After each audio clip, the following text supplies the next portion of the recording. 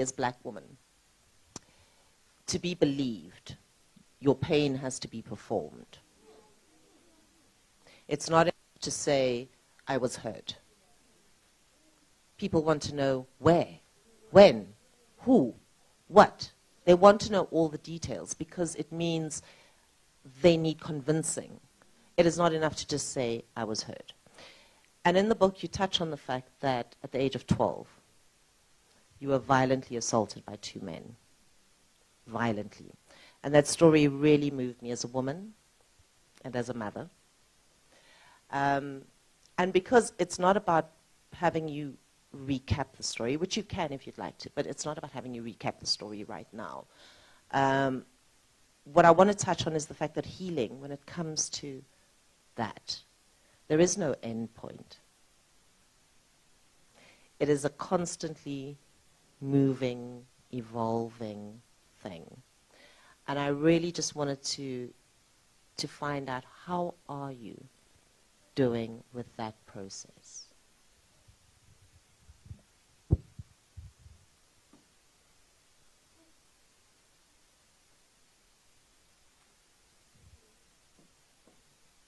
And you don't have to answer.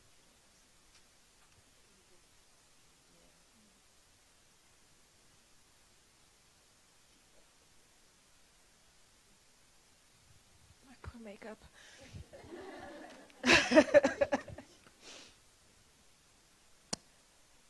You know, when I was writing this book,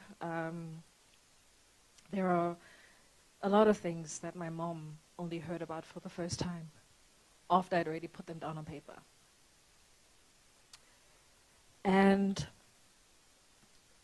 I remember sitting with her at the dining room table and telling her about one particular incident that I write about in the book.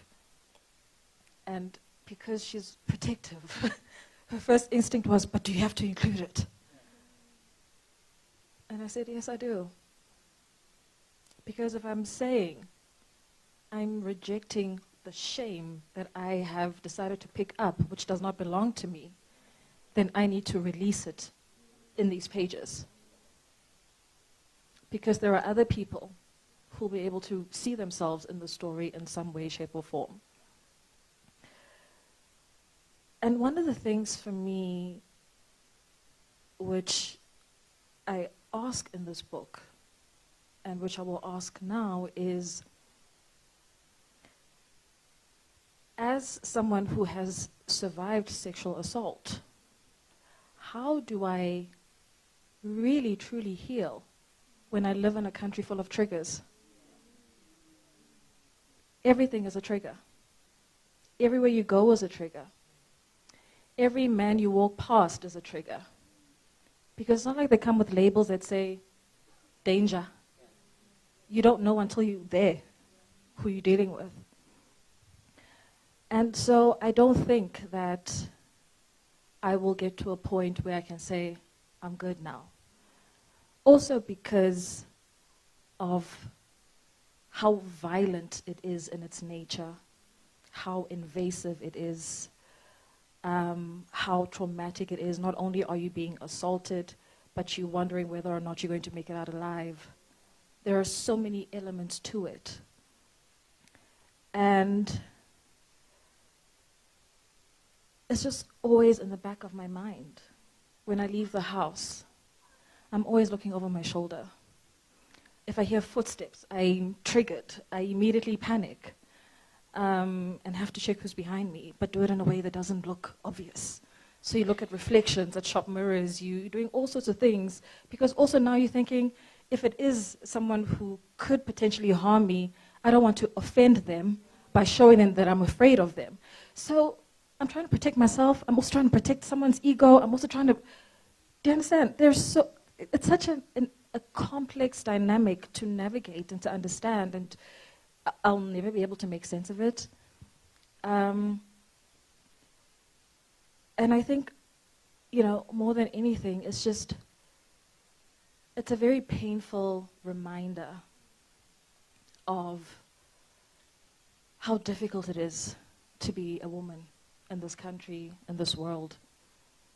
because just our existence is enough to expose you to all sorts of danger, unprovoked.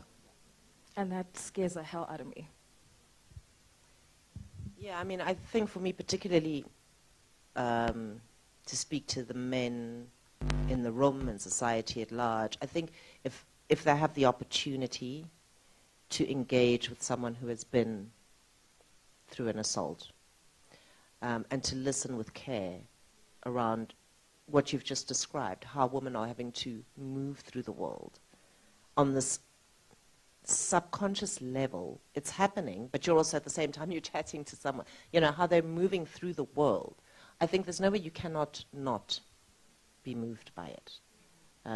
You know, and the statistics now are 1 in 4, 1 in 5. How many of us are in this room? 1 in 3. How many of us are in this room? I think finally, before Onke kicks me off the stage, very quickly, yes, something that has repeatedly come up